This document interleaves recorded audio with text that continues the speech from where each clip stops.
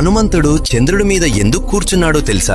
రామసేతుని నిర్మించే సమయంలో రాత్రి అవుతుంది. శ్రీరాముడు వానరులతో కలిసి ఇక్కడే పడుకోవాలని అనుకుంటాడు. కాని హనుమంతుడు నా ప్రభువు నేల మీద ఎలా పడుకుంటాడు అని ఆలోచించి ఆయన చేతులతో ఒక చిన్న ఇల్లు నిర్మించడం మొదలు పెడతాడు. అంతలో లక్ష్మణుడు అక్కడికి వచ్చి, హనుమా, నా అన్నకి సేవ చేయటం నా బాధ్యత. ఎన్నో సంవత్సరాలుగా నేను ఆయనకు సేవలు చేస్తూ వస్తున్నాను. ఇప్పుడు నా పని నువ్వు చేయటం సరికాదు. నువ్వు వేరే పని చూసుకో అని అంటాడు. దానికి హనుమంతుడు చిరునవ్వుతో, నన్ను క్షమించండి, నేను దీన్ని తిరస్కరిస్తున్నాను. నేను కూడా నా ప్రభువుకి పరమ భక్తుర్ని. నేను కూడా నా ప్రభువుకి సేవలు చేసుకోవచ్చు అని వినయంగా చెబుతూ తన పని కొనసాగిస్తాడు. ఇలా ఇద్దరు ఎవరు రాముడికి సేవ చేయాలి అని వాదించుకుంటారు. ఇద్దరికీ రాముడిపై ప్రేమ అపారం. ఈ వాదన పెద్ద గొడవగా మారకూడదని భావించిన రాముడు అక్కడికి వస్తాడు. హనుమా, ఈ పని లక్ష్మణుడే చెయ్యనివ్వు. నీకు దీనికంటే గొప్ప కార్యాన్ని అప్పగిస్తాను అని అంటాడు. అప్పుడు హనుమంతుడు, సరే స్వామి, అదేంటో చెప్పండి అని అంటాడు. అప్పుడు రాముడు,